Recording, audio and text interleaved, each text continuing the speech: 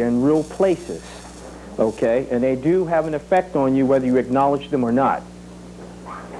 I'm going to start basically just trying to, I guess, point to things that are at home base or close to you that you have always been aware that's been going on. Anything from lying new pipes in the street to telecommunication companies such as 9X or whatever area you may be in, Jersey Bell, Bell Atlantic, whatever they refer to themselves as. You notice that there's a certain way that when they lay cable, there's a reason why they lay cable a certain way. And anytime you lie cable down in the street or up above or what have you, you create what is called a grid. That's an artificial grid, okay? Now, you may not be aware of the purposes for why someone would want to create an artificial grid. And in addition to creating an artificial grid, there are certain things that if they wish you to be part of the control factor, meaning that you're at the other end of it, they have to do certain things to you in order to make it possible, whereas that you're under their control electromagnetically, psychologically, you know, the whole bit, sociologically, however they can get it, medically, all right?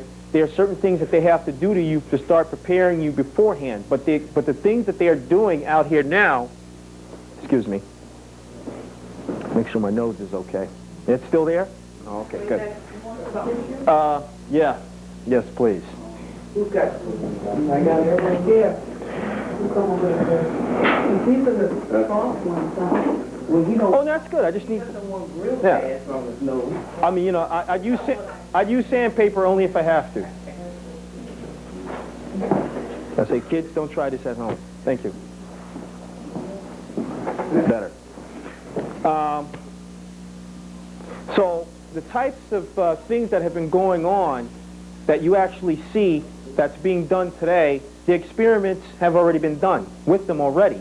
So this is not a, you know, a trial and error thing, shot in, you know, where you're shooting arrows into the dark, you know, and then say, well, let's see what happens to them. Let's lay it out this way, you know, lay out the fiber this way. And you're going to start to see, and I'm just building you up to this, you're going to start to see that very soon your phone lines are starting to change. See, one of the things I do by profession is telecommunication engineering. So that's what I do. All right, so, you know, I've been to the latest Lucifer school, that's what I call it, Lucent Technologies, and if you've seen the symbol, you'll understand why. They are appropriately referred to as Lucent, grown out of Bell, or AT&T. And with the types of switches that they now have out there now, that you can, if you've got $1 million, you want to buy this big super switch, you can, all right? And the control of your phone calls and a host of other things. I'm not going to get too deep into that because that's not what I'm here to talk about today. But the point is what this thing is capable of doing. Type of voicemail systems and, you know, not to mention the coming together of other financial institutions, because that's the kind of institution that I work at, is a financial institution. So that's all I see day in and day out is new circuits coming in. A company, a little financial consulting firm as far away as Puerto Rico, Southeast Asia, will purchase a circuit, and we'll get a duplicate type circuit on this side in my room, and I have to install it so that it can utilize the front-end processor. But every time you connect something, what are you doing? You're bringing something online, okay? That's another line that's gone active. And once that line goes active, in telecommunication, where we just simply say the carrier is up. We've got carrier detect on it. And going any place that you wish, if you have certain types of, is it working good? Can you hear me? I hear noise. Go ahead. With certain types of test equipment, if you were to test them out, you would actually see what I'm talking about. I mean, this stuff is right here in front of us every day. But your phones, your own individual phones in your homes are about to change. Because what happens is they need to be able to send certain types of messages to you that presently... Yeah, right? I got to stop that. You've got it. Next, I'm going to wish for a truck with lots of gold and silver to show up. Let's see if it happens. If it does, that's it. Forget the lecture. I'm rich. I'm out of here. No, just kidding. Yeah, somebody said, So what I was saying was, your type of phone systems, like the present phones that you have in your house now, refer to as standard POTS lines. They're analog. There's problems with them. So what they're going to do is they're going to upgrade it to something referred to as ISDN, Integrated Digital Service Network.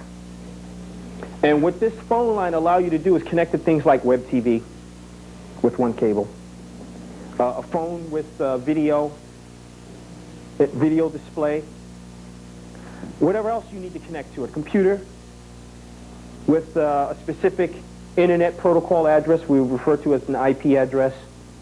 All right, and it's a lot cleaner because it's all digital.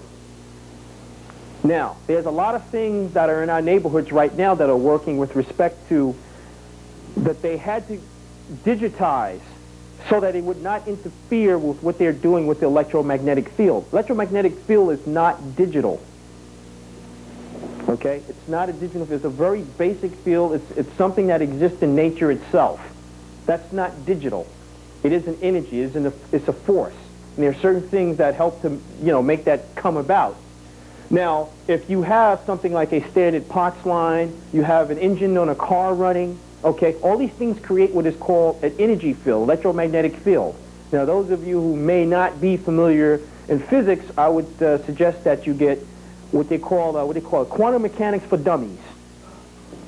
That's the way that's what these books are called.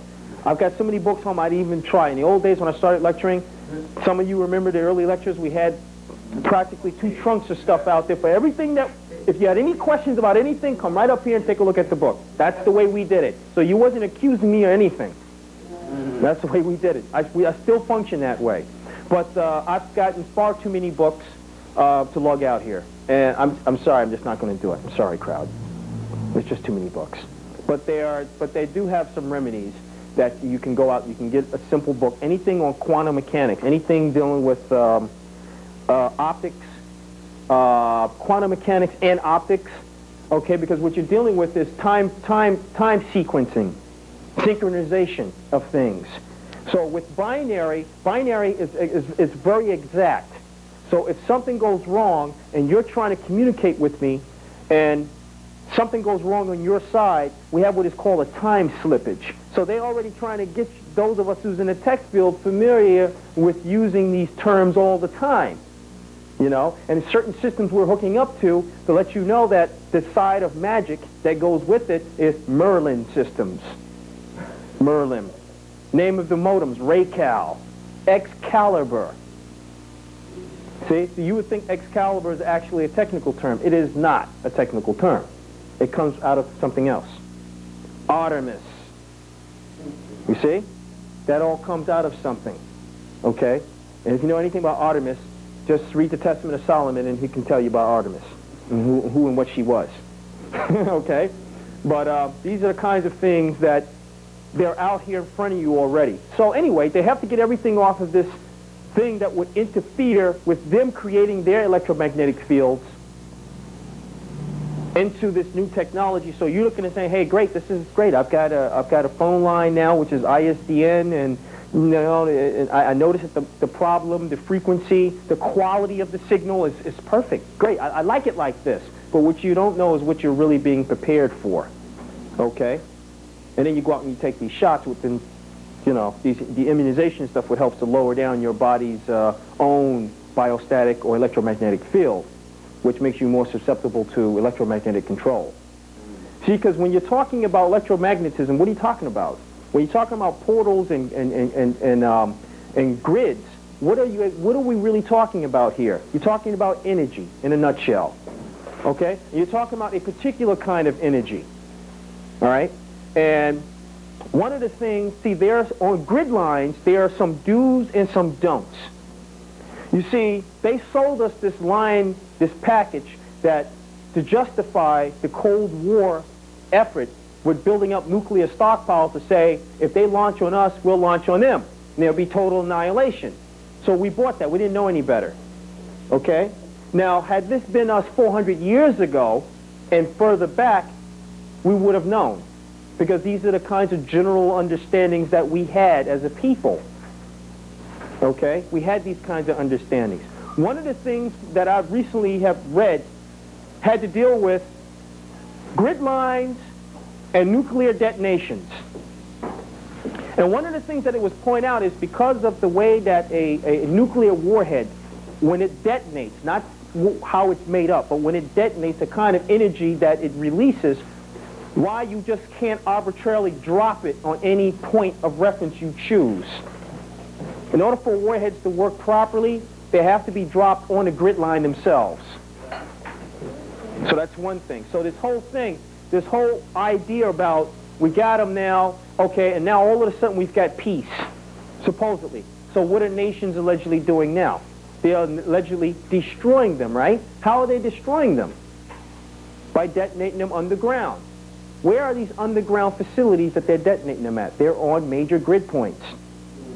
And what are they affecting with these grid points? Who are they opening up another, so to speak, doorway for so that they can come in? Who are they doing this for?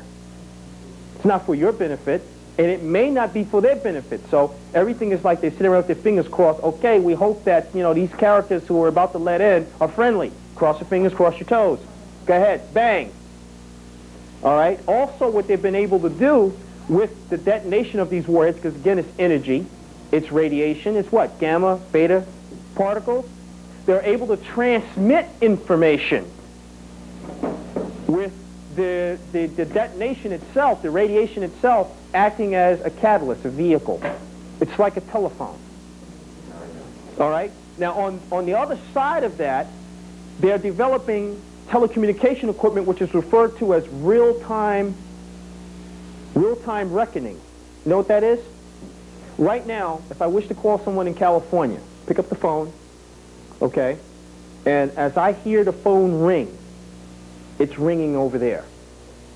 All right, that's fine for basic surface type things. That's fine.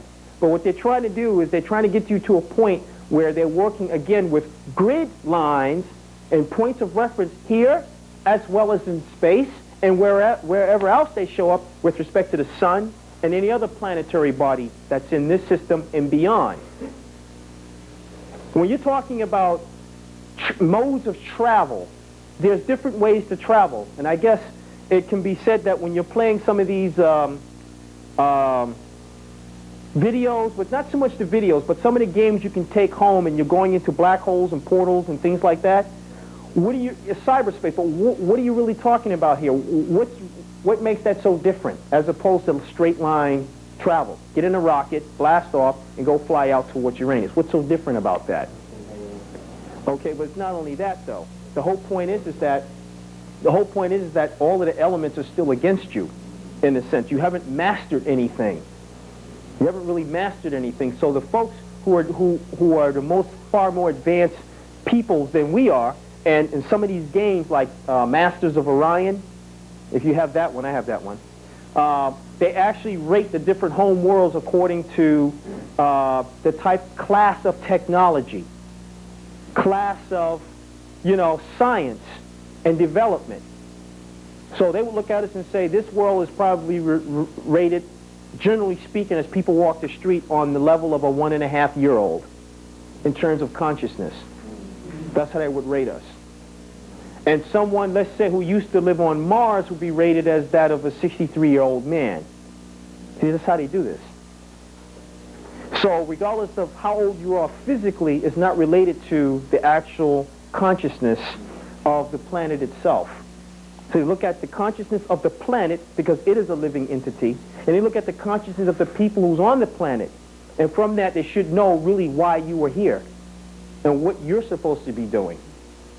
There's a lot of things that are tied into this. So to sit there and study portholes and time anomalies and time continuums as a separate subject, you're going to run into a lot of brick walls, because there's a lot of things that go with that in terms of starting with you, the individual. They won't teach you this type of stuff if you're just majoring in physics, like what I was doing. They won't do that. They're not going to just sit down and say, well, listen, all of this stuff really has something to do with you, and if you start to feel that I'm giving you something bogus, your spirit's going to let you know that this equation is a phony. He's just wasting my time. So you may sit there and feel like something's wrong here. I can't put my hands on it yet. I'm not mathematically astute enough to catch the trick. All right? But this is what they're doing. So what they do is they send you to the prep room, the prep grounds. That's your local colleges, and they're telling you all this stuff, and Newtonian mechanics and all this, and they can't even explain what they call vorticular circular motion. They can't even explain that because there's nothing in Newtonian mechanics that can even deal with it. Or at least they're not telling us about it. But we used to understand that, how planets are made and created and put together, and the Elohim and all of them, and who and what they really are. Okay? So, again, I told you I would be dealing a little bit with some of those scriptural books because I do deal with them in the languages that they were in. And it does correlate with many of the indigenous people around the rest of the world, including quote-unquote Native Americans. So I get a lot of learning and teaching from the Native American side. Mostly, I'm always in touch with the Choctaw elders, and there's other elders that I deal with, Seminole, my people, Cherokee, you know, those who will talk to you. And they will not talk to you if you're just a knucklehead. They will not say anything to you because they scope everybody out. They scope you. So what? You're a Cherokee. So if you're a knucklehead, they're not going to say anything to you. You know, you just walk in, they can let you have whatever idea you want to have about who and what you think you are as a people and what your role in the earth is. But what I wanted to say also was getting back to what they call this dead reckoning type of communication system is going to work off of grids. So that means that if you're somewhere on the far reaches of the universe, out near Uranus, and you pick up a phone, just using a simple description, and you dial the number to this store, as he hears it ring out there near Uranus, the phone should be ringing in here. So what do they call that in Star Trek? What are those things referred to as that help control that? Beacons. And what happens when a beacon breaks down? Remember they showed that once, and all of a sudden, all of the time, consciousness, all of the realities were in the same place until they fixed the beacon. All the, what they call alternate realities. What is that working on? See, the thing is, there's more to yourself, there's more to you than what you know. And starting with simple planets, okay, let you know that each planet is within its own grid itself, not just talking about the points that's on the planet. The planet it's within is existing in multiple dimensions, or what they call hyperdimensions, dimensions simultaneously. And there are certain physical indications of that. You know? That way. Hmm? Look out that way. Oh, okay. So I'm looking over this way? Like here. I want a new camera over there, Nurse Kim. So anyway, as I was saying that, you know, there's a lot of newer technologies that basically, in a nutshell, they're trying to harness the use of this. And as I was making my last point about the planet itself existing in multiple dimensions, they said that, you know, once they get past what they call 26 dimensions, mathematically calculating the dimensions that they're dealing with on this earth itself, that it's unreadable. It's all numbers. You know, they know it means something, but, you know, it's like, I'm sorry, we're only limited to mathematically the computer technology that they're using to help do the calculations and all. It's mathematically, it's unreadable, you know. So they're working with what they can now. And we, as what does that mean for us as quote-unquote living beings? We also exist in multiple dimensions simultaneously as well. Okay, so you're not just this physical flesh, and you know there's something inside of there. Okay, indications to let you know physically that you're alive and walking around, or that you are, at least as a body existing in more than one dimension, is the fact that you have a shadow. Things have shadows. So that's a reflection to let you know, looking back mathematically, that that is a physical indication that you are already in higher dimension than what you know of. Physically. Okay, now you can get into things dealing with now, as we slowly build into it, some of the kinds of things you can do in and around certain chakra centers or portals. See, not all portals you want to go and tap into, because the first question you want to be able to identify with is, who has been using this? You must know that. Who has been using this? And were they friend or foe? You better know that. Okay? So the way that they have it now is, if we're not careful, they'll come back and say, let me give you your knowledge and stuff that your people knew. Oh, that's great. Thank you. That's great. But what they're not going to tell you is the other stuff. You're going to have to go to your people and talk to your people about it, those who know. Listen, what can you tell me about this area? To whose advantage was it to take people as they invaded them and colonized them and rearranged where they used to be and put them in a whole new area, an area that may be unfamiliar to them? To whose advantage is it to do all of these things? And then so that you couldn't find yourself using the method of dead reckoning, okay? This is where we get a little bit into calendars. So what they did was perform the lobotomy on you, okay?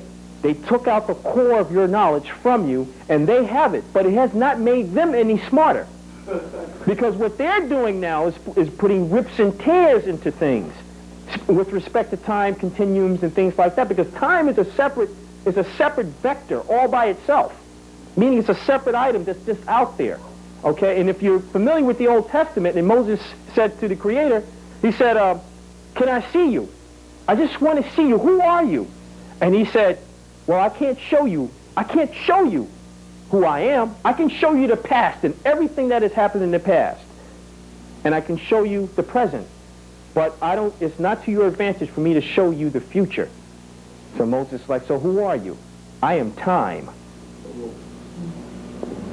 So who's this creator you're talking about? With respect to future, destiny, all of that is time. We were labeling it. We're giving these things different names. Destiny, goal. Is it not all time dependent? Absolutely. No matter what you call it, it's all time dependent. All right? And I'm not going to try to get up and give you all the heavy math and double integral of this. I'm not going to do that to you. Okay? I'm just trying to keep it simple as I possibly can. So one of the things that I learned was, when you encounter one of these portals, all right, you better know who has been using this, all right, because you don't want to go and start tapping into energy where you're talking about one of the first things you start doing is quote-unquote purifying it. How you know who's been there? They've been there 500 years ago, 300 years ago. Portals, whether it's 500 years ago or not, they are all actively used. So now you're going to have to become familiar with some of the entities, such as Yeti if you're in the mountains, Sasquatch if you're near the swamp or lowland areas, because what they are watchers, and they work through telepathy. So whenever some entities are about to show up, they show up, and here it is. They've been letting us know all the time. So you may have a feeling that, hold on a second, I feel this intense energy, I'm not exactly sure, but something is getting ready to go on over here. I don't mean necessarily dangerous, but something is getting ready to go on. Now, the way that John Two Birds had explained it to me, because I like the way John's method for introducing me to this. He didn't tell me nothing. Okay? I get up there, 8,000 feet above sea level. He's living a little bit past the Apache reservation, and what's he do? He talks to me, gets people familiar. Oh, yeah, this is Mahir, and everybody's sitting there saying, you know, we dreamed about you. We knew you were coming. And I had a dream about it. I actually went over there, and I never even knew what the man physically looked like.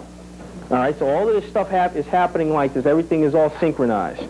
Now, by the time I get there, one of his first assignments that he had me to do was get up the next morning, go out and count some trees. I'm like, count some trees? Are you serious? Okay. Over in that area, go count some trees. All right, so I came back. I counted some trees, had about 14 trees. All right? He didn't tell me why he had me count them. He waited till the next morning for that. But meanwhile, on that day, he had me doing other things. All right? So 2 of his wives, because he's got about 8 of them, 2 of his wives took me out, and they carrying bow and arrow, and the other one's carrying a rifle, takes me out a little bit outside of the 30 acres of the land, and he says, you know, carry enough water, we're going on a hike, we're going to show you, we have something to show you today, you know. I said, okay. They didn't say what it was. As we're walking, she stops, and I see the way that the ground looks, the rocks formation in the whole bit. You know, so I'm looking, I'm saying there's some energy here. I didn't say anything to them, but I could pick up there's some energy here on this site, this area, right? So then she tells me to stop. I stop where I am, and she's searching around on the ground. So I'm curious now, what is she looking for? So that she finds tracks, and then she calls me. She says, "Come here. I want you to take a look at something, right?" And then so now she's here. The other woman is over here. I looked down at it, and my alarms went off. You know, footprint about like this. Had like 3 toes here and a point in the back. I was freaking. That's it. But it woke me up to such an extent that I actually felt the energy of my own self pushed completely out of the forest. And I said to her, there's one still here. Where? Over there. Without even looking. I could feel the presence of one was still there. Watching us. What was it? It was one of the entities that is referred to as a bad entity. Or some people refer to them as reptoids. Okay? And the heights and how they stand. I mean, look, the evidence was already there when they showed me the horses that they have there that has these claw marks on them where these animals come down and they devour animals, period. Okay? And being that it's in the mountain, if you run into one of these entities, the reptilian entities, you will see them as they are because there's no cloaking instrumentation up there as it is here in New York City. See, you have young children, African-American children, girls and boys, who are drawing pictures of them walking. They see them walking by the park. They're seeing them, 6 arms, 10 eyes, and they're drawing them as they are, blue in color, okay? But you don't see it. Why? Maybe too many immunizations has got you. Okay? Your whole grid system is remapped. Forget it. Remapped. And when they remap you recalibrate it. That's the word. They've recalibrated you, and then it can drop another electromagnetic consciousness grid right on top of you. And they do it from the sky, from the satellites. Okay? And they have names for that. But that's a whole nother ball of wax. But I want to get to the very basic about feeling your way around things. So I see this one footprint, and this huge. It's the largest footprint. We've read about it in books. Matrix has talked about it, but it's not the same thing until you actually go out there and see it yourself. And I never thought I would be affected that way. Never. Okay?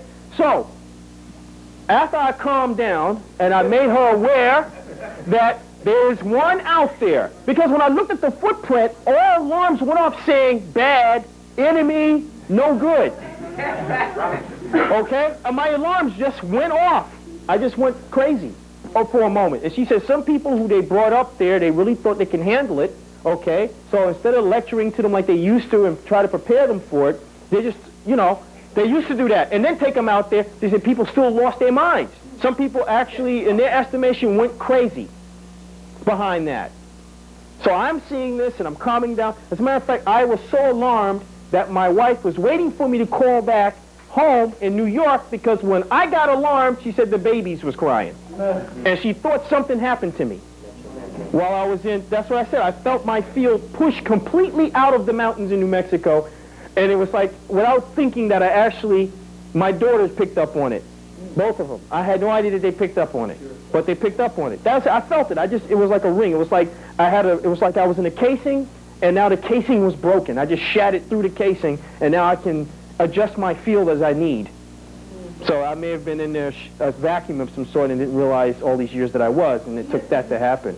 Do you have to be tuned, or is it... Well, no, certain things, see, first of all, certain things with respect to picking up on things, it's supposed to be natural. But what has happened is there's some things that has happened to us that we are not yet aware of. We still haven't put the pieces together. So there's things that I'm finding out about myself that I may not even been aware of before. I may sit down and read a book and say, yeah, this is right. This should be natural. We all had the ability to do this. Now the question is, once you start shattering through all, let me tell you something. My thoughts were so concentrated that I could feel animals. I mean, as a result of my field being pushed out that far, and I did call the wife, and she said, oh, I'm glad, because the babies was crying. I said, what time did this happen? So New Mexico is about, I think it's an hour, or it's 2 hours. They're 2 hours behind. They're 2 hours behind. So she told me the time. I looked at my watch and I said, yeah, that's about the time that I was in the force. She said, yeah. She said she could almost see what I picked up. My wife told me that. She could almost see, like in a flash vision, of what I picked up, but I can only feel it and I couldn't see it. And I said, it's out there and it's up in the tree over there. That's all I can tell you. I knew how far it was, where it was exactly, but I couldn't see it. And this is in daytime. I could not see it. And then I could feel the energy off of the area that she told me was a portal that they use. And she said to let you know how to, first of all, you need to be able to identify how you walked up on a portal. So the city is a lot harder because of the concrete around, but they're here. Yeah, okay, okay. And concrete is very conducive for that because it provides a hard surface for them. Okay? But out in the woods, they need stones. They need an area that you may look at it and say, well, I see soil here, but the density of the soil, which is helping it, is the shale or the rocks that's beneath it that gives it stability. Because if they teleport, they might just keep going. So they need to touch a surface, something that has a different density than they do. So the point of where you talk about teleporting to, the density has to be different than yours. It cannot be the same as yours. Else you'll do what? With the Philadelphia experiment. When they did that, they teleported those guys. That's what the electromagnetic thing was. It was an experiment in teleportation. That they changed their density and the density of the ship that they was on to where it was the same. Molecular structure. And then when those guys came back, those guys was naturally what? Fused into the metal and the rubber and the clothing and everything else was in the toothbrush, the toothpaste. Everything was the same. And you can't have everything the same. You cannot do that, but they did that. So it's the same thing when you walk up on these points of teleportation. It's easy if you're out in a wooded area, so to speak, because wherever the footprints stop, if you're tracking one of these things, and all of a sudden you say, okay, here's the last known huge footprint, and not walking backwards either. And it stops at some area or some tree, then you know that there's a major point of teleportation there. And then what you do is you immediately, one of the first things that we learned how to do is you immediately start going into your breathing exercises so that what happens when you start breathing, your body starts to vibrate. You're forcing it to vibrate. And when you force it to vibrate, you're turning around because you want to start picking up as if you had an electromagnetic compass in your hand. See, if you got hardware in your hand, you can do it also. If you got something that can test for what you call EMF, electromagnetic field tester, I have one of those now. So sometime on the train, I can tell what days that they're actually trying to program people, because you hear people complain about pains in the neck, the head is hurting. So what I do is for $79, you just go to a local electronics shop and you buy one of those. They'll test for microwave as well. So what you do is just throw the little, it's called an EMF tester. Yeah, go to a place called Manhattan Electronics on, I think it's, the street is, I think it's 45th Street near Lexington Avenue. It's in that block. When you see it, you see oscilloscopes and everything in the window. So just go in there, they have that. Yeah, and you can, oh yeah, you can test for radiation poisoning, you can test for, with this one little tester. $79 it costs, but it's worth it. And just on a train, if I'm getting a little pain, I'll just throw the switch on this thing. It'll test the energy that's being emitted from the light bulb. Yeah, and if it gets into the red area, then it isn't what you think it is. So that explains on Ghostbusters how in the movie they showed you that all they had was electrical equipment picking up on an oscilloscope. Right. They were letting you know that it is possible to reach. Oh, absolutely, no question about it. As a matter of fact, one of the things that usually escapes people with respect to being able to detect somebody is when you look in terms of, you know, certain things when you talk about the Old Testament, you're looking at how it's talking about how you should prepare yourself and things like that. What's being communicated to you? Why should you be preparing yourself? Because the entities who are related to us, that Native Americans refer to as sky brothers and sky sisters, that's our terms that we call them. We don't call them gods, okay? They're our people, period. They live someplace else, but they are our people. That when they come, each nation of people on this planet, though you may have, quote unquote, several people who look the same, who are black, okay? Each particular little nation within the color of black has its own biostatic frequency. This is how, if you go to certain parts in Africa, they'll know. Whether or not it's been 400 years or not, you still their people. They will know individually. No, your people were really from this tribe over here. Come over here. See, look at your features, look at this, the gap, the point in your ear, the whole bit. They know. They know. Okay? And many of them still have that skill to do that. Same thing with Native Americans. You come out, you do a certain dance, you don't know. I'm out there just busting loose, man, doing the warrior dance, man. All of a sudden, hey, wait, who is that guy? You tell him Chief so-and-so want to see him. And I come over to Chief Sitting Son, hi, I'm Chief Sitting Son, Chief of the Chota, blah, blah, blah. Oh, Chief, how are you, Now, listen, you got some Blackfoot in your family. Well, yeah, I do. I'm very much with it, but it's very strong. How do you know?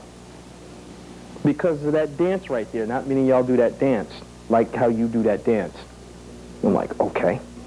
But the point that I'm trying to make is, you can also be somewhat of a portal. So your sky brothers and sisters who are on their way back are looking for those who are emitting the frequency that they know are their people. So when you talk about, for lack of a better terminology, where Christians use the word rapture and stuff like that, that's all religiousized. This stuff is real. It has always been, from day one, since we've been here. Different peoples who are here, regardless of their color, have come in from different home worlds. Through what? Portals. Okay? One minute you're going to say, well, there weren't really any record of Europeans here on the surface of the earth. Then all of a sudden we got them, and we still can't explain where did they come from. See what I'm saying? How come you can't explain where they came from if you're saying they're raping the earth, and it's obvious that they don't care about this place, they're raping, they're getting everything that they need. The question is, who are they raping it for? Who do they serve? Okay? So be very careful about using common terms. We all serve the same God. Oh, really? Well, the God of my people is the one who we call this, and this, and this, and this is what he did for us, and we have records to prove it. What about you? Now, what did you say about your God again? Well, no, well, it's not the same God. Okay, so I'll usually ask them, this is me dealing with Europeans, sometime at my job, and we have some white boys and white women, they're witches, and they know about this stuff, especially portals and chakra centers. As a matter of fact, they flock to Montauk Point, Long Island, because of the underground pyramid that is there, which is about the size of the pyramid in Egypt. It's an underground pyramid. And all of the 20-foot high pyramids that they told us, let me back up, all of the 20-foot high points that existed on Long Island between World War I and World War II, where the Army Corps of Engineers knocked it down, what was those? The answer is, if you're familiar with the Old Testament, you should know exactly what it is. They're altars. And you build them, especially the specific dimensions of them is they look like a pyramid. You started with so many stones at the bottom, the thickness of the stone. It tells you exactly in the Old Testament how to build one, period. Better? I don't like looking at myself in the camera now. Okay, thanks. I didn't recall moving. See, that teleportation stuff, man. God, leave me alone. Anyway, there are certain things that also you're not going to really get out of if you treating certain books. See, I'm into knowledge. And if you treat certain books in a religious manner, you're going to get messed up. I'm telling you right now, you will get messed up and messed over. When you start reading them in the languages other than English, the English language, as we have found basically, is about 65 to 70% off in those books. That's how disaccurate it is. They got you saying stuff about worshiping new moons and stuff, and the word, it ain't got nothing to do with that. Okay? The same thing has happened in Islam. There's no exception to the rule. The same thing with the Quran. Okay? They have changed stuff. This is what I'm talking about. If you don't deal with it in the language that it's in, because that same language, spoken-wise, you can go and use these same words, sachem and all these other terms, and you can say those same exact words to a Native American who speaks his language. He knows exactly what you're talking about, because that word that has the meaning of what it means over there means the same thing over here. Okay? It's universal, it has its universal roots. And these words that most of the folks spoke on the continent of Africa as well as over here and other parts of the world are geometric, so they already emit a force. So there's more than you just showing up, quote-unquote, to a portal. They say many of the men who went to battle, including the ancient Egyptians. See, what you may not be familiar with is they haven't given us a true, real-world. You know, if someone could come back with a video or take the CDs that they raided one of the chambers of the pyramids when they blew up the floor, and they went in and took the CDs out of it, that's where they got the idea of the CD disc from. And on those CDs are information for us that was left here for us. It's like an underground vault of nothing but pure information. Anything you want to know, DNA, the whole bit. This stuff is laid out like you wouldn't believe on how to correct certain things with I'm talking real-world science, math, and engineering. So this is what people were talking, but since people were prevented, indigenous people, and when I mean indigenous, I mean from wherever they exist in the world, was prevented from gaining access to their own knowledge. See, that's what the white man did. When he came over here, even to the people of color over here, the first thing he did was he blocked off your major chakra centers, because your chakra centers is also where your command centers are. For who? Your sky brothers and sisters. You see what's going on here? So the war, as they say, the war of the worlds has never ended. There's a major battle going on right now. And they're trying to keep us as ignorant as they possibly can, so that when someone does make a, so to speak, showing, okay, this is where you get into that stuff about the false Christ and all this other kind of stuff. When they do make a showing, you might be tricked. And that's what they're hoping for. So that you can be perhaps a dinner on somebody's, you know, you can be dinner, yourself, dinner on someone's plate in another galaxy someplace. And so what people don't want to talk about with this slavery thing is, that's another degree of slavery that nobody would dare even talk about. Is it wasn't just only the white man doing his thing, he had help. And I don't mean help by local villagers. I'm talking about going and being sold as a slave into another system somewhere to drain you of your contents. And that is now happening here from the stuff that you can get your hands on right now in underground facilities with these negative entities who are the sky brothers and sisters to who we may refer to as our enemies. And they say women who are extremely pregnant, meaning that this interbreeding thing with this mixing of the DNA and all this other kind of stuff. Why? They want this planet for themselves. Okay? And as far as they're concerned, it's time for you to go. They don't care nothing about you. They never did. It's time to go, as far as they're concerned. But there's, luckily for us, the Creator in His infinite wisdom. As a matter of fact, it's a consortium of them. He's and she's. Okay? Yes, when you start looking at the word Elohim, it's a plural word. It's masculine and feminine. Okay? And you have to know that. You know, oh, I saw a man angel, or I saw a woman angel. First of all, the way that they use that terminology is nonsense. That's something the Catholic Church came up with, a Latin word for that. The word malachim really means those who are sent with authority from the ruling king, because malach is in there, the word malach, with authority on a mission. That's what it means. So that's why they would say certain words, certain things like even men and women can be referred to as angels. Why? Because you're sent with what you call the moral authority to do what you need to do. And that's your mission, is to go forth in the world and take care of business. This stuff is not religious. The way the book is laying it down with the plagues, the boils on the skin, the diseases to break forth, when you start reading this in the language that it is, it's serious. And it ain't religious. And also telling you about, don't shed no tears. If you consciously have not gotten yourself together, these things are going to happen to you. Okay? And not even I will help you. Oh yeah, this is Creator. So all this stuff about the God is all, He's all that, is what we've allowed other people to tell us that He's all of that, rather than learning to read this language ourselves, if there's such a thing as God writing about Himself, and read it ourselves about what He has said about Himself and those who are with Him, the consortium, the elders. Step back. So a little bit more. You're going to adjust this over here? hey, I'm gonna adjust that as soon as you go back. Go all the way back, brother.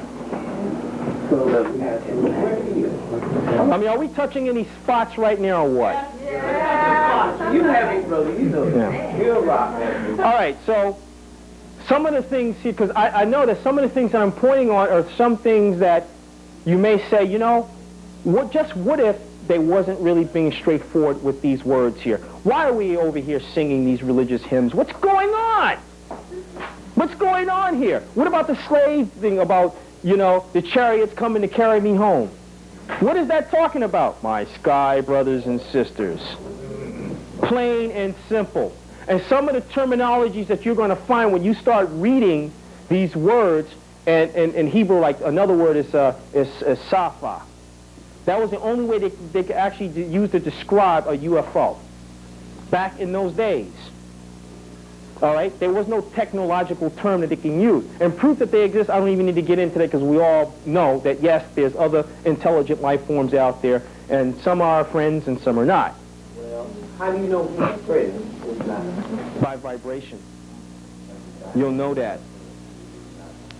Exactly. And I usually have said this, you know, because I usually associate with my, you know, affiliate with people who look melanin-wise more so than I do with people who don't.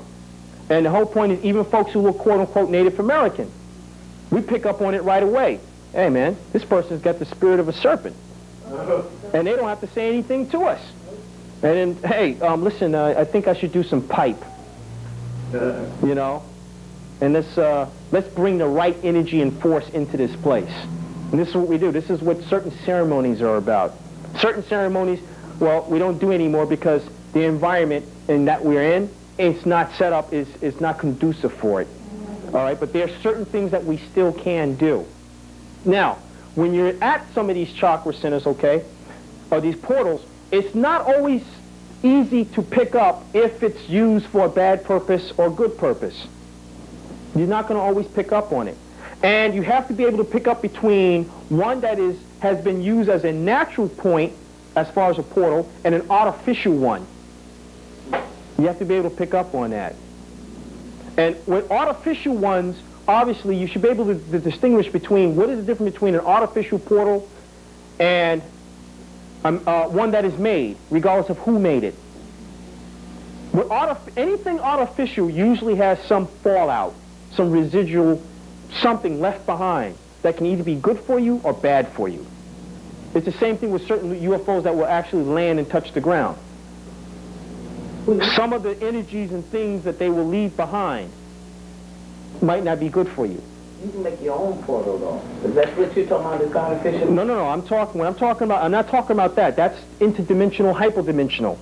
I'm talking about something as basic as walking the street. Okay. And you come across and you say, there's an energy around here. What is this? You know, what's going on here?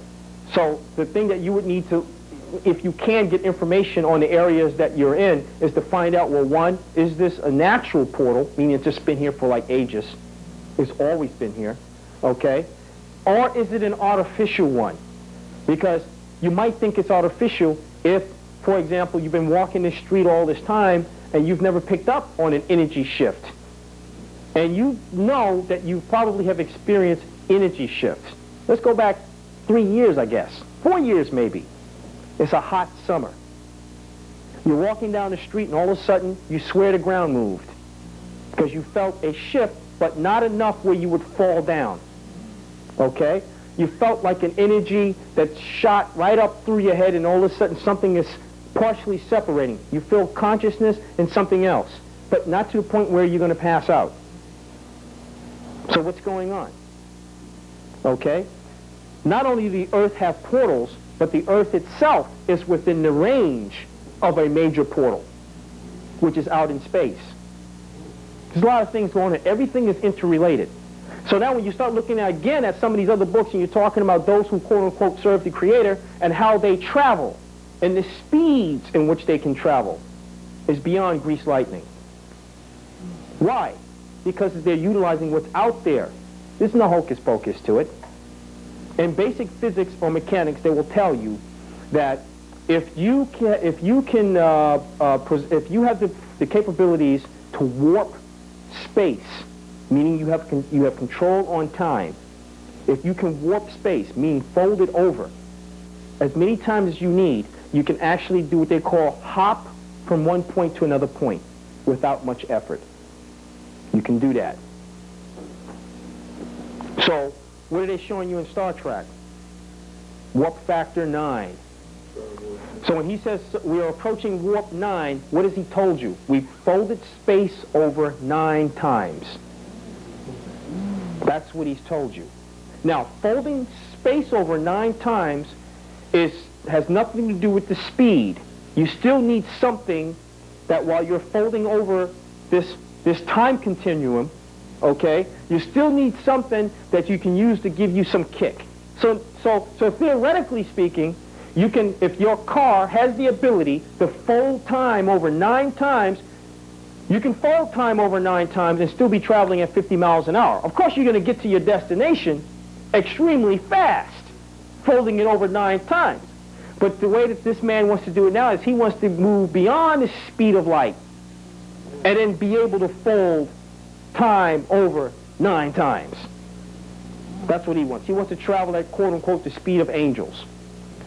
Because it says that when they travel so many trillions of miles per second. Wow. And they use the technology to do this. And many of the books they removed from the Old Testament goes hot and heavy into that. You find out that the one that you're calling God has a crew. Yes. They have a head angel who's referred to as the Prince of Wheels. Yes. He has a mechanic fleet under him. Yes. What's their job? Make sure that the ships are well maintained. And what kinds of ships that they have at their disposal if they should get in a dogfight. Yeah, that they can hop in. Forget the toolboxes, sit that aside, let's go on these battle cruises here, and let's get busy. Okay? He has an army. So all this stuff that some folks have been perhaps singing about in the Christian church, you find out that talking about the angels are floating from the sky and all that. God's version of paratroopers. Real. Looking like men. Fighting. Where's the religion in it? There isn't any religion in it. This is why one of the things is we'll come back and we're going to get jumped on so bad, even by his own forces, for being dummies. He says for not using reasoning. There is no excuse for this. He didn't send this. What we're doing now. No excuse for it. None.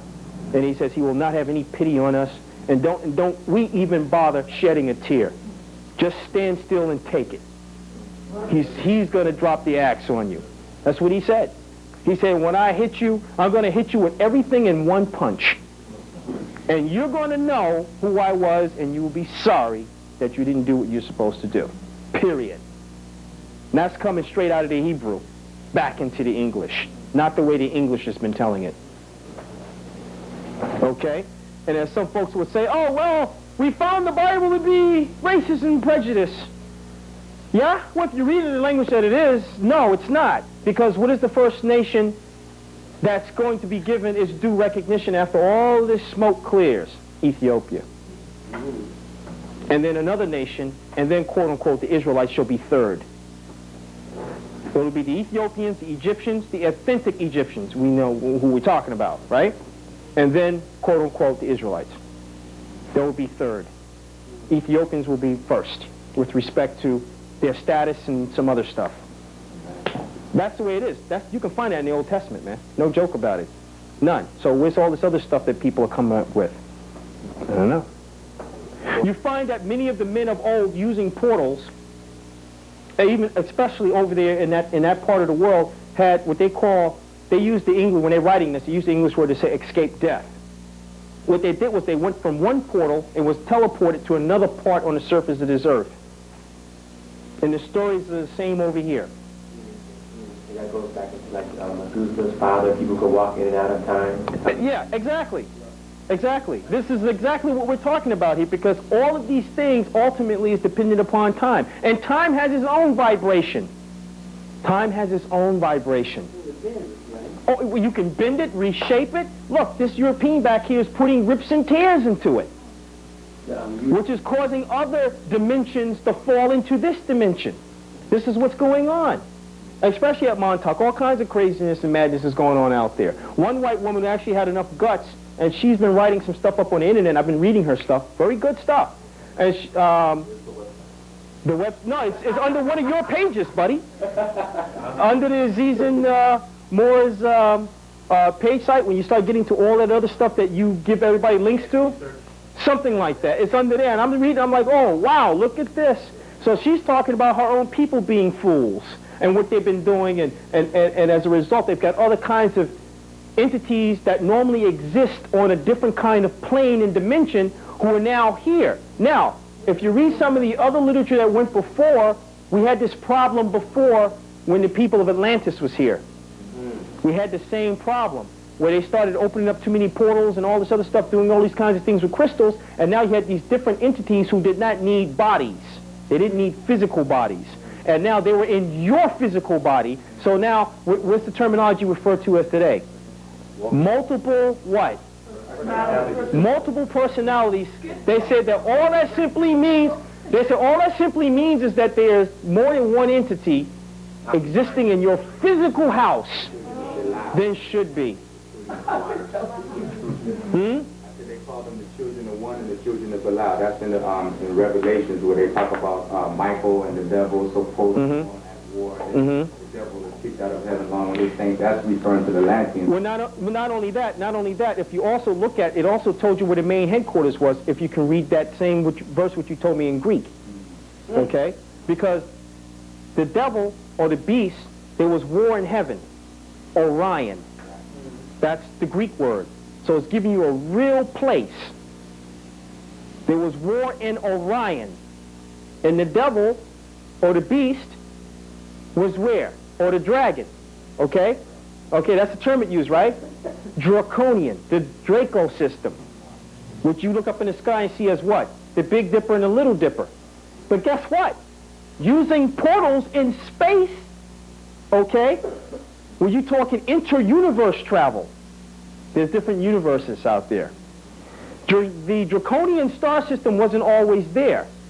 So there's a book by a sister who was a woman prophetess back in the ancient days of Israel, and they refer to her as Sibilene Oracles, and she goes into the whole breakdown on that, about the Draconian, the war in heaven. She goes into the whole thing about this star system was fighting that star system, and long rays of laser light was coming from a back against the sun, which means the sun was a what? A doorway. So they was fighting from within suns, meaning from one dimensioning, firing some sort of weapon or aiming a weapon at the sun and actually firing into another point somewhere in another universe. To a mirror and going back to whatever the mirror is. Yeah, exactly. So they try to show you these kinds of things in Star Trek Deep Space Nine with what they call the wormhole. Wormhole is another terminology for a portal in space. Okay? Now, that's what you will call pulsing. You have those that, you can manufacture your own. See, that's what the Lucifer Rebellion has done also. Because there's some of them that they can't get into as a result of the other forces blocking it. And they use it. And then they have theirs blocked, and the other forces can't use theirs. Just look in the Old Testament. When, what is it? I think the angel Michael came down and he was going to talk to one of the prophets who was taken captive in Babylon. And he said that he wanted, Jeremiah I believe, he wanted to talk to him, but he couldn't because the prince of the air blocked his way. What are you talking about? UFO ship. He had his armada out there. He said, yo, man, I don't care who you work for, man. You ain't coming in through here, right? Pick another portal. You come in another window. We got this sewn up over here. You want to start a shooting incident? Let me know. You can take that back to your high council. That's the Luciferian side, telling Michael and them who's showing up in their craft what and where to go. And what the Old Testament says in the language that it speaks in, it says with respect to these other gods, you are not to rile them. What is the word God supposed to really mean? Powers. Don't rile them. Why? Why are you not to rile them? Because you do not have the capability nor the know-how to take them on. Don't even think about it. Don't even think about it. You cannot fight them how you would want to fight them. They're far too advanced than we are. So he says, I will deal with them. So now when you go to certain parts of the continent, you hear certain Africans talk to you, well, your God is so-and-so, so-and-so. Well, my God's going to kill your God. I have a tape home where one African brother said that to someone over here. You know, he says, my God's going to kill your God. You said, well, hold on a second. Who is your God? So he mentioned some name. Never heard of him before, right? Who is your God? And I'm like, you know, I mean, some people might laugh, but to me, it's serious business because that is a serious power figure to his people. And his people allegedly know that deity that they refer to as deity. They know who he is. Dagon is real. Okay? And that is also corresponds to a star constellation, a star system. So when you talk about do not make any graven images or carve that which is in the heavens above, nor which is underneath the seas below, what is that telling you to do? The Creator says, look, don't make any images of me, because you're not going to do any justice anyway. I mean, look, this guy's going to make me with a fat belly over here, and this guy's going to draw me 1 foot bigger than the other one, you know what I mean? Look, let's kill all of that. Let's not even get started with that. All right? And others said, well, look, we want to remember who they refer to as their sky brothers and sisters who came and talked to them. So what you're looking at is power figures who've been at war with each other.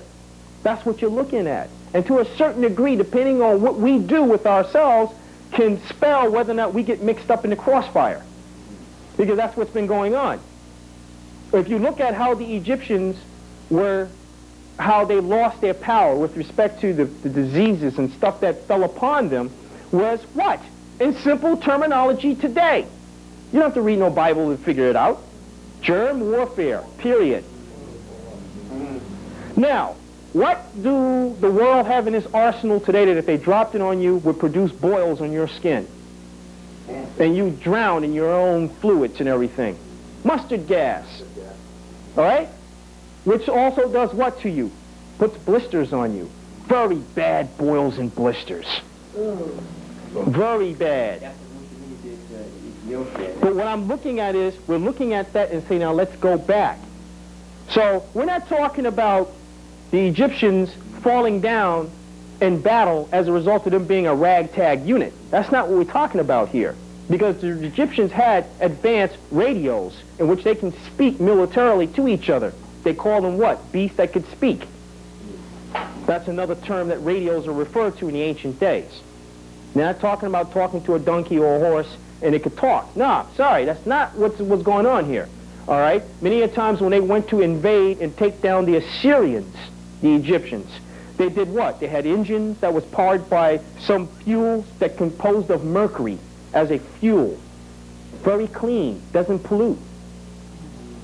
Scientists today still can't figure out how to use mercury as fuel, but it has something to do with interdimensional travel.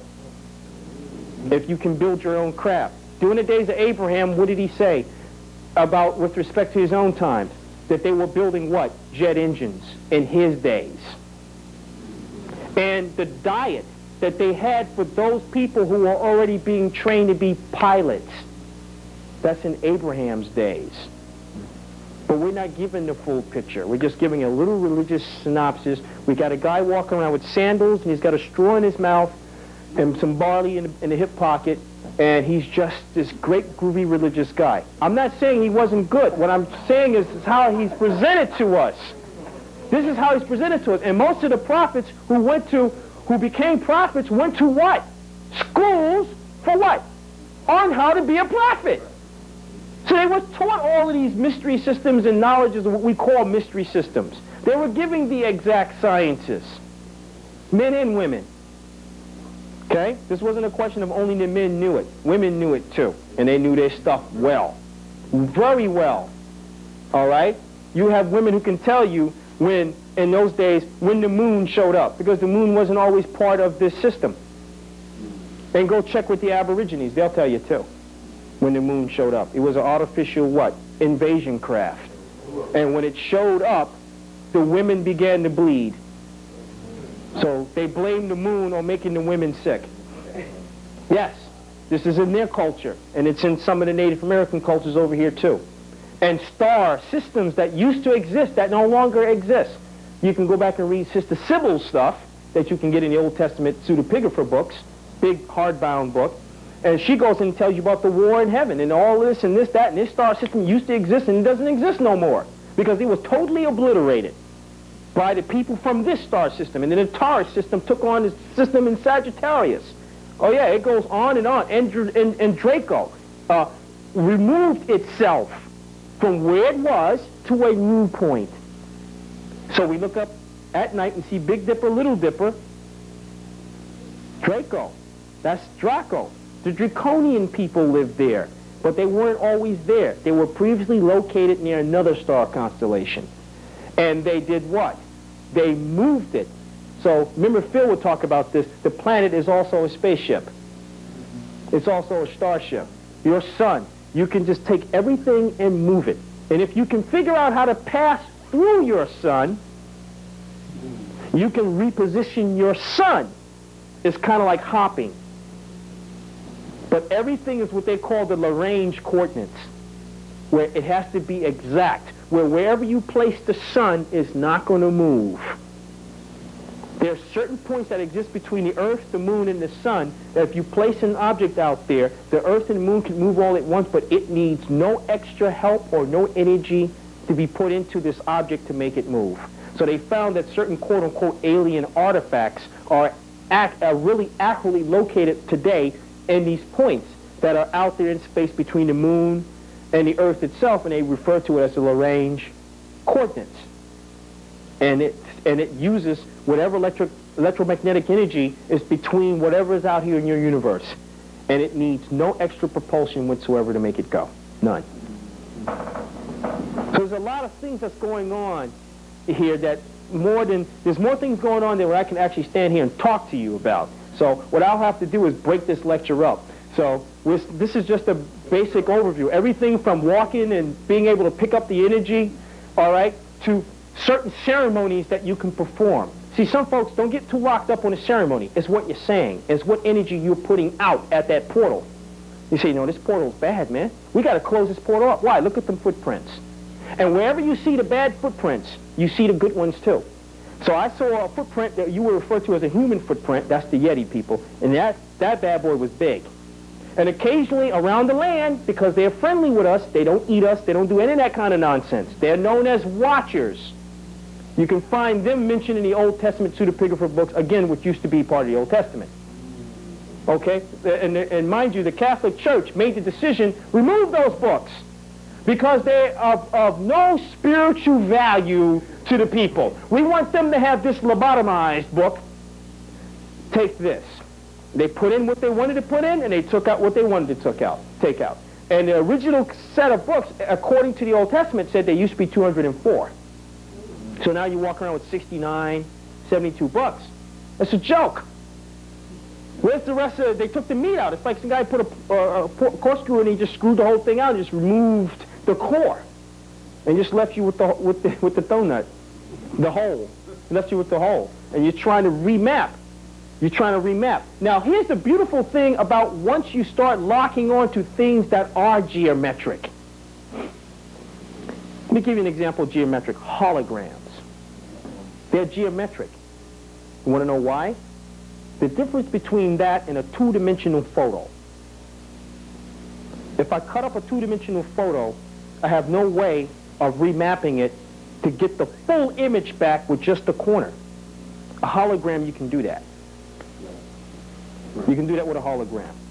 Why? It's geometric, the way its composition and its energy. So when you talk about being able to do things in this day and time that you probably were able to do before, but we've been slacking off, like animals growing back limbs. We have the same basic chemical in our DNA that can allow us to grow back another arm or a leg that they do. But we're not taught about it. So you can lose items. The entities that are supposed to come back, for lack of a better term, most people hear the word day of resurrection. What is that? Well, not only that, if a person is actually a skeleton in the grave, there's a piece of cartilage that's left at the base of the vertebrae that has enough DNA in it where they can reconstruct you back down to the fingerprint. For real. That's all the creators, that's all those we refer to as creators is talking about. This is simple, man. I mean, not simple for, and then it says in some of the books, including the Quran, it says this even in the Quran, it says, and the latter is easier to do than the former. He said, I created the flea, and that was difficult. So why can't I make you again? What's your problem? Why? What do you mean? Why shouldn't I be able to make you again? He says down to the fingerprint. He'll be able to put you back together. Piece of cake. Does that mean memory we don't die? There's always a part of us that is ever living? The part of us that is ever living is the spirit that we have. That's ever living. Okay, so you're speaking about something like DNA. Yeah, DNA. See, what happens is when you're talking about DNA, what's really has got my DNA working the way that it's working because I'm alive is that spirit itself is an energy. It's a force. And when it's put into this body, popular to contrary belief, your bodies are actually shaped around how and what you are, energy-wise. Now, you can have an effect on your energy field itself to try to, you know, I want to be this kind of person. You know, so I'm going to try to change something, and people look at you and say, there's something just so different about you. I can't put my hands on it. But they're not looking at your soul, so to speak, but they're looking at you physically, because when I look at you, I see your face. I don't see the halos, and if there's such a thing, you know what I mean? The wings on your back and the angel shoes and stuff. I don't see that, you know? That DNA, he was saying that they can do from your, whatever you call it. Yeah, right, exactly. Will it bring memory too? Do you remember, you know, when they clone you behind, do you remember what was up? Well, no, hold it.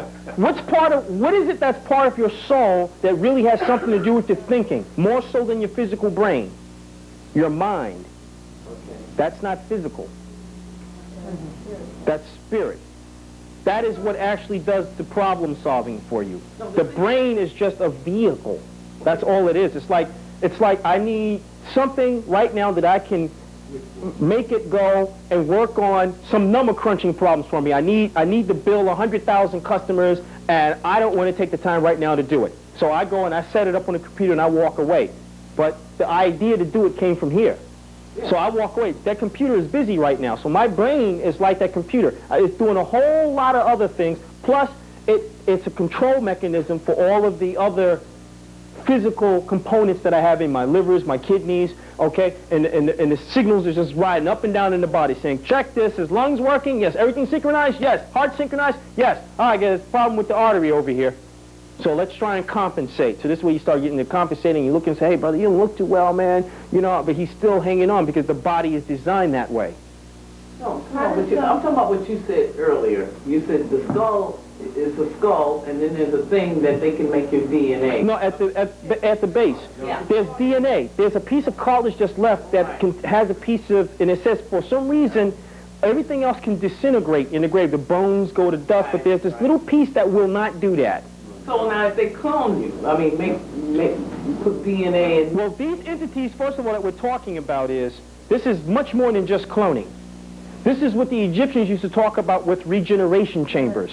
That's along those lines. So that is not really all that old. So people have always known about it and have never doubted the possibility of such a thing being able to happen. They've never doubted, and then you can find it throughout other cultures. So now when you're reading about it in the Old Testament or the New Testament, and you come across it even in the Quran, for those of you who read the Quran, you shouldn't be amazed or surprised. It's an actual science. It's an exact science, as a matter of fact. Now, that's different from somebody else trying to clone you. Like with this guy back here, he's doing cloning the animals. Mad cow disease, we talked about many times where that came from. The animal's cloned out so many times that its own DNA is starting to break down on itself.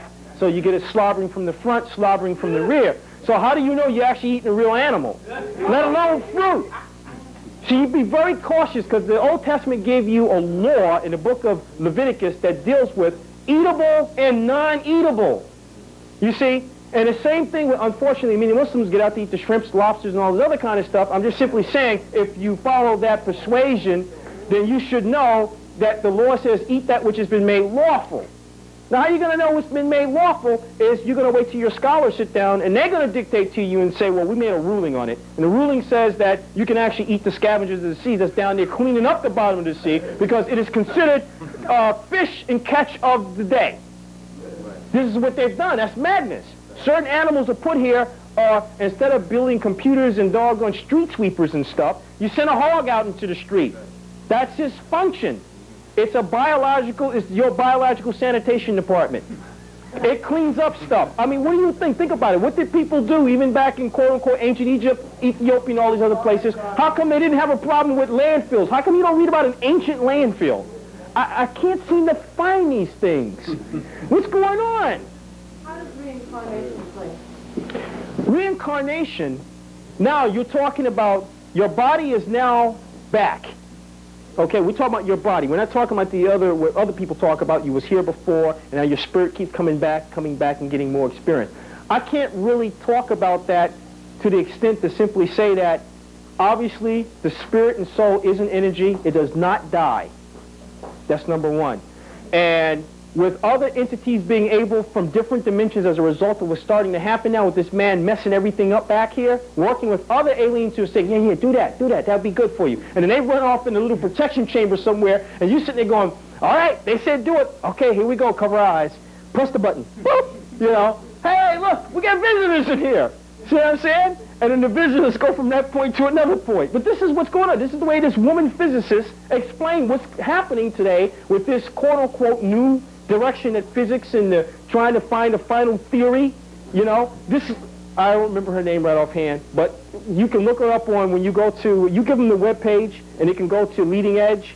She's in there. She makes some very good points in there about what the heck that they're doing. They're ripping up the time continuum by stuff that they're doing. Another person who might know about this would be Little Flower. She would know about that too. Little Flower would know about that too, ripping things up. But I'm just simply saying, I'm just trying to synopsize on what I've been babbling about since I've been here. So far I'm not wasting any time. And you don't come back up here again. Well, I can't help it. This is a nice group, man. I mean, it's like the magnetism is beautiful, man. I start talking, next thing you know, I'm going to be laying back there on the floor, talking with my feet crossed. Hey, grapes! Nowhere near the same here. But anyway, you know, there's a lot of things are not necessarily as complex or complicated as some of us might think it is. Just open your eyes a little bit more, you know, basically. Just open your eyes a little bit more. The stuff has always been here. We may not have the exact manual to say, okay, do this like this exactly. See, that's what we had before. We had the exact details on it. What this man has done is he's taken a core out. He's holding the manuals, okay? But because he's holding the manuals has not made him any smarter than us. Because this guy is jacking some things up in ways. Look, what is it, Wednesday? There was snow in Hawaii. Yes. Okay? There was snow in Hawaii. Hawaii was in the middle of a snowstorm. You ever heard of such a thing? One of my friends called me up from the Apache reservation in Arizona and told me it was the strangest thing. I mean, it's not like they've never seen snow or they never visited anyone in the other place with the snow, but to walk out in Arizona in the desert and there's snow on the ground, that was very strange to them, to the Apaches. They say, oh, we know it's winding up now. All right? The earthquakes that are starting to happen. See, first of all, you got a lot of things going on at the same time. You got weather modification equipment, okay? Now, this is one of the things, quote unquote, that the beast... Weather modification? Yeah. The main base is in Washington State. It's in Washington State, not D.C., Washington State. It's a huge facility. It's a joint facility between the Air Force and the Navy. And with that, they're actually able to now punish nations from a distance. They can take away the clouds. They can bring clouds. They can try to make it rain to drown you out. So now, again, hold on a second. Now you're dealing with something that you may consider major or minor. But again, all of these things still affect us ultimately. So you'll need to know when it's thundering and raining, who did it. Well, How do you find this? tornadoes, How do you everything. find fucking Southern Living? Well, you see, first of all, when this white man does something, right, it's a toy. So he's riding a tricycle. He's like, hi, doggy, look at me. So he's got, when they had tornadoes touchdown, he had a tornado touchdown that was rotating in one direction and the other one was going in the other direction and it was moving side by side. You were saying that defies the laws of physics. What happened here? Mahir, I guess that would explain why every time you have a hurricane in a certain area like the Caribbean islands and whatnot, I've noticed, right, it comes very close to New York City, But it never actually hit. Well, because you got the boys at Montauk who's already have the electromagnetic field set up over there, and what they do is, because you can always tell when they open it, they say just check for the flow of water. As Preston Nichols had showed me in his van when we were out there at Montauk Point, is pick a radio station. Now this has got something to do with time consciousness also, okay? There's a particular type of transistor that is used in radios, and the first company to have it was RCA. TCI used to be RCA. TCI, the School Technical Career Institutes. And there they said that they used to actually have the aliens go in there in daytime. Trench coat, nice hat, glasses, the whole bit. And they're going in there and they're trading in these chips, teaching us about these chips. Not me, I wasn't personally there. Wish I was, but you know, it's another thing, you know. Shake one of those alien guys down. You know, yo, dude, let me get that long-distance phone card. I want to call somebody. Who? Oh, call my people, you know. Sorry, it doesn't go that far. They got a phone block on me last time I checked. Anyway, there's a transistor that they use that allows them, and they've had it since the 40s. And now it's in every pager. It's in every cellular phone. It's in every radio, even the oldest radios.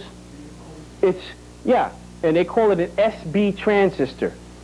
All right, and what it does is just by putting energy through it without it being connected to a circuit, just putting energy through it creates another dimension that you can't even see.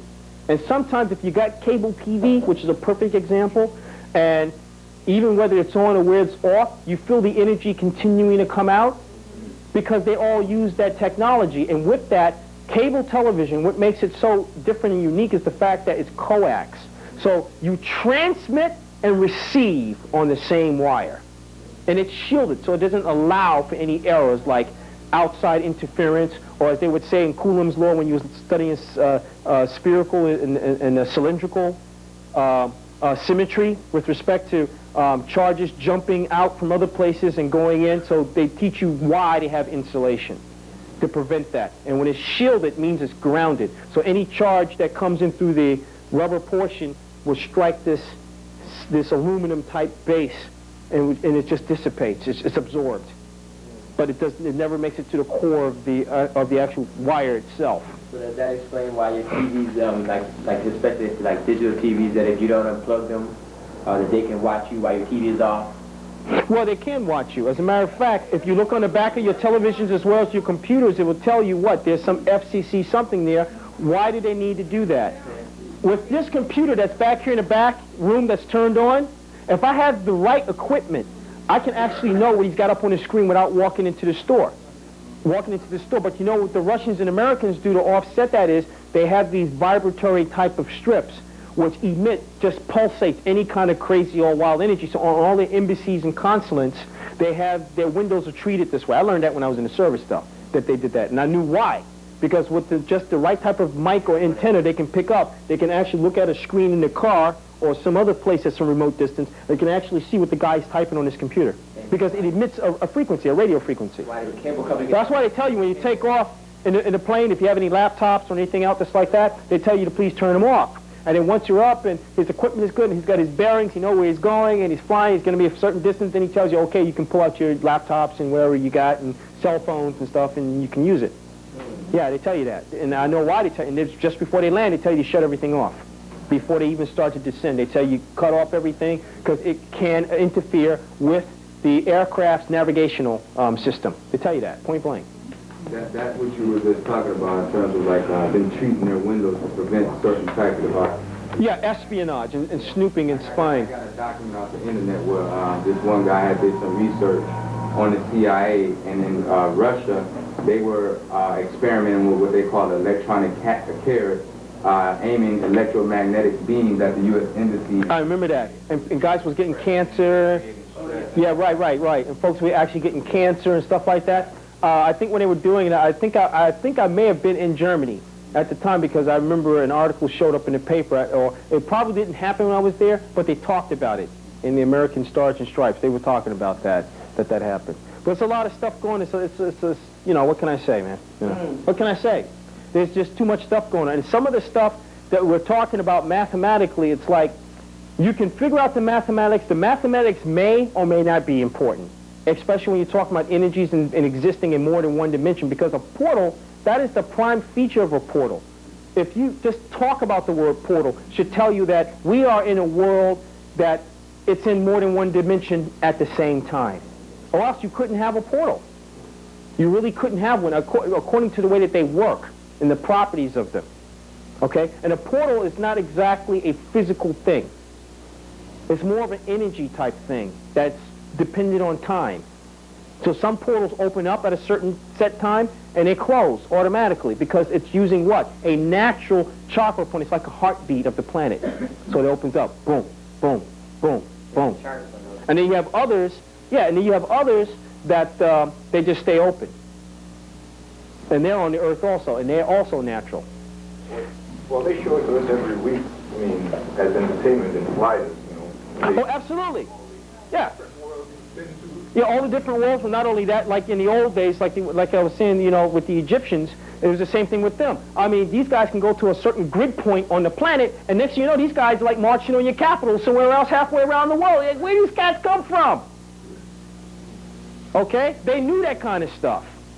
And the pyramids and other things, also with the energy that they were emitting all over the earth, was used to help power or as a guidance systems for craft that was coming in through what you call portals that were out there.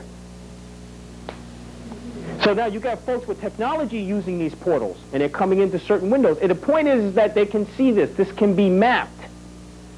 This man here knows it. It can be mapped. At NASA, they can map the portals. They know where they are, out in space. What is beyond the portal? What is on the other side of the Some have said not just other dimensions, other universes. Other universes. And other worlds and people living in these worlds in other universes. We're considered to be in one of the lower or lowest universes. And the dark sky you see out there at night, they say is actually an ocean because there's life forms that swim around out there. Astronauts have always said that. Nothing that they've seen down here. But they exist solely out there. It's like an ocean. They refer to it as a vast ocean. Is that why when they use these nuclear warheads that they have to hit these grids in order it depends on what they're trying to do. See, there's grids all over the planet. And if they want to wipe out a city, they have to drop the warhead on a grid point, period. And that's an exact coordinate. This is not about hit or miss. Because warheads, in terms of the way that they work with the energy release and all, they can only work on the grid. I didn't know that before, but I'm aware of it now. I'm just simply saying, I mean, I have no way of exactly proving it by the simple fact of saying that they're detonating these warheads under the ground under the guise of there's now peace in the world and we don't need these warheads. But the plan was, let's make believe that there's something going on so we can build them up, and then we'll turn around and say there's peace in the world so we can use them for the purpose we really wanted to use them for. That's what they're doing. They're going all down into South America around the ancient ruins, laying out with the big, powerful Corps of Engineer, U.S. Army Corps of Engineer generators, laying these coils out in hexagon patterns to feed energy into a chakra center without doing the nuclear warhead thing. So they got different methods of what they're trying to do with these chakra centers. So they're trying to move the planet to keep a certain thing or consciousness or the next level that it's supposed to go into. They're trying to keep that from happening. So they said that explains also what's happening with earthquakes that we're starting to get, because every time they feed into these grids, okay, and this is major grids, not the minor ones, the major grids, because they're connected to other things. The little ones is just like, you know, like a pore right here. But if I got a big gaping hole, you can consider the big gaping hole the portal. But the pores on the skin is not the portal. They're minor. So I can do a few things with them. You know? They showed that in Star Wars, if you've seen like the first movie when they were the blow up series, I mean the Death Planet, because that's... right, the Death Star. Right. Like the pilot going in, the first guy, he had launched an attack and he had missed a particular point that they wanted the energy to run down and blow up the Death Star. Right. Here comes Luke Skywalker, who hits that portal or that particular grid point that allowed for the energy to go down. And right. Right, because what he hit was the main core. Like, exactly, it was the main brain center of that planetoid, because that's what they refer to as a planetoid. And like I say, it's just a lot of stuff. There's a lot of things that we're going to really start to see happening out here, and with the planets and stuff coming into alignment. And what I did not, also I did want to go over the fact that the system that they use today to tell you when spring is in, the spring equinox, well, it's off by 30 degrees. That's number one. All right, and what they're using, they said, is the 4,136-year-old Julian Caesar calculations. So to try to, so they say 4,137 years ago, when the sun, when it entered into the, today we will call that March 23rd, March 21st, that was Aries. But 4,000 years where we are today, when March 23rd rolls around, the sun is physically in Pisces. So that's what they're calling that progression and all this other nonsense. So they built a philosophy to trick you. But meanwhile, down in the business world, that's not what they do. When they hire those astrology consultants to map out stuff with them, they're using real stuff down there, and not even the astrology that you buy from a bookstore over here. And I ain't even touched astronomy yet. Touch it. I'm just simply saying. What I mean, but touch it. Okay, I got my hand on it. Ah, Gemini. Yeah. Oh, that felt great. Before I continue, let me just. Yes, could you talk a bit about here about the whole planet right now? Okay. Well, first of all, they want to make it like this. Hellbop was supposed to be something that is supposed to have recently snuck up on us. Okay? Because nobody really knew it was coming. I'll be honest with you. I didn't know it was coming. All right? Now, what they're saying is, and I've listened to even Phil talk about it, but I've been, talking to some of the native elders also just to see if we can get something in there.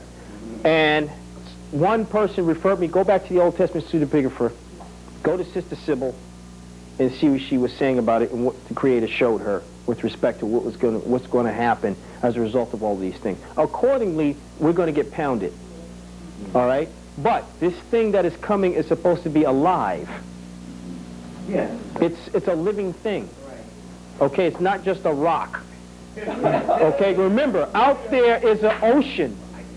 Okay, and what we refer to as living things doesn't hold for out there, because we may look at it and say it's just a rock. So let's set up a couple of warheads at it. See, so what they were showing you was the two pieces of rock falling on that TV series they try to show you, Asteroid.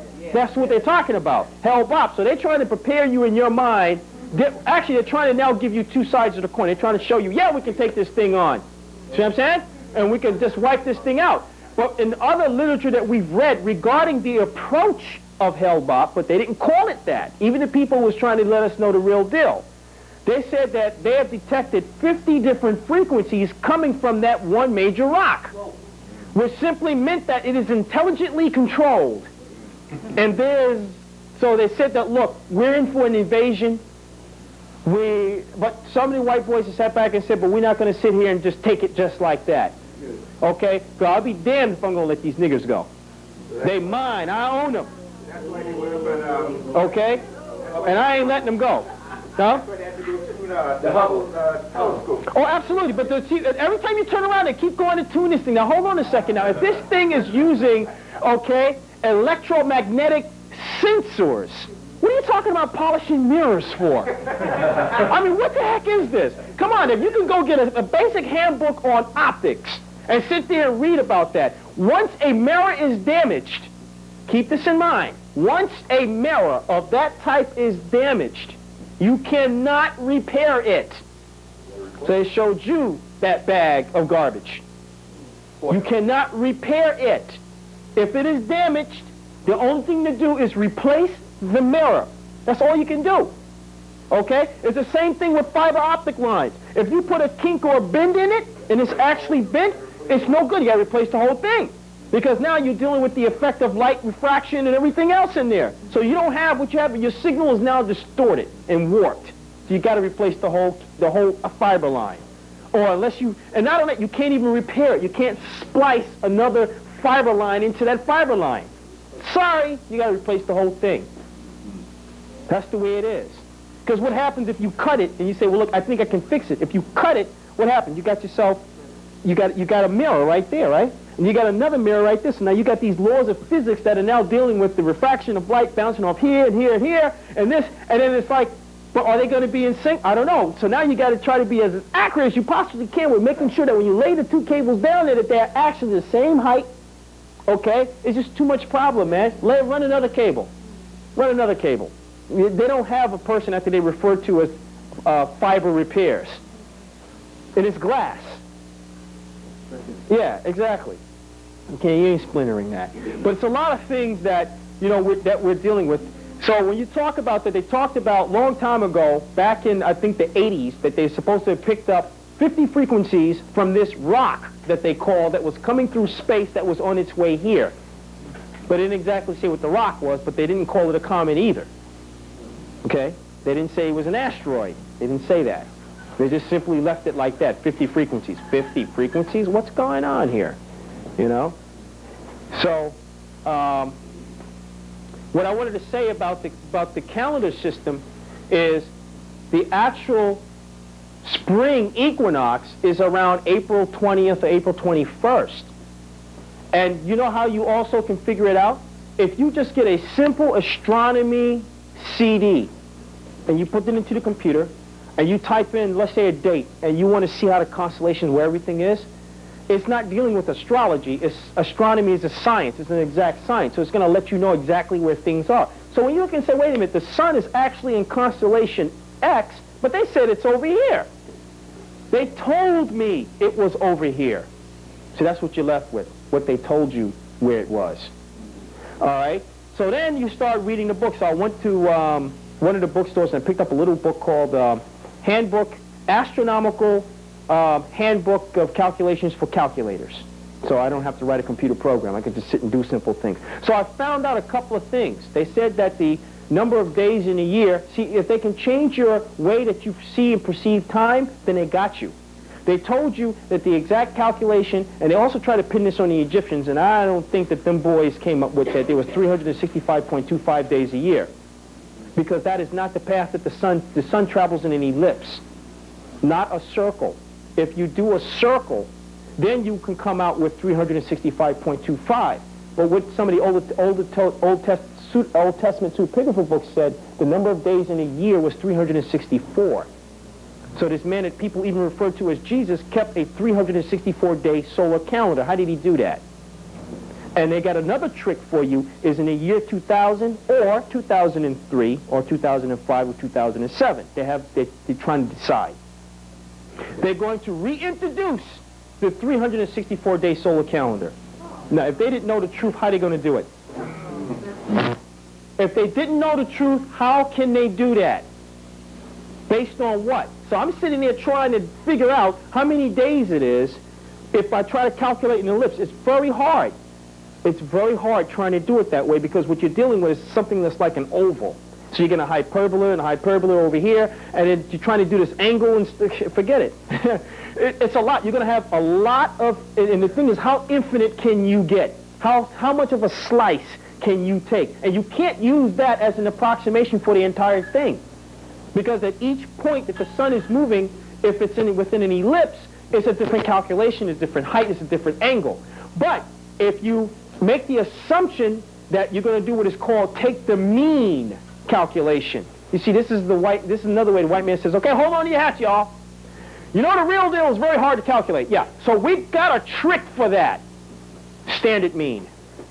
So we're going to calculate the sun's mean position. So they look at, here's the ellipse, they say we ain't going to even deal with this. So they say, assume that the earth travels in a circle. That's what they mean by the mean. And the point of reference is actually further away than what the sun is really, because they show you in the handbook, they show you, if we had some chalk I could draw it for you, but they show you an ellipse inside of a circle, and they put a point on the ellipse to say, this is where the sun really is, the true sun's position. And they say, here's the mean. It's up there. That's not where it's at, though. So now, quite naturally, everything's going to be thrown off now when you try to calculate stuff. Okay? But they don't want you to know that stuff is thrown off. You're not supposed to know that. Wasn't it done with like the approximation of a day? Because I read a scientist journal explaining that a day consisted of 23 hours, 56 minutes, and 46 seconds. So if we go with the approximation of 24 hours, ain't that giving us like extra days, or putting in fictitious days, actually? Yes. As a matter of fact, what they tell you in these handbooks, all the way down to the point of reference that they choose arbitrarily to say where spring was, where they're trying to say it's March, it's still in March, they're still trying to tell you that it's in March, right? What they said was it was an arbitrarily point of reference that they picked. So me, having the attitude that I have, I say, well, they picked the point, so can I.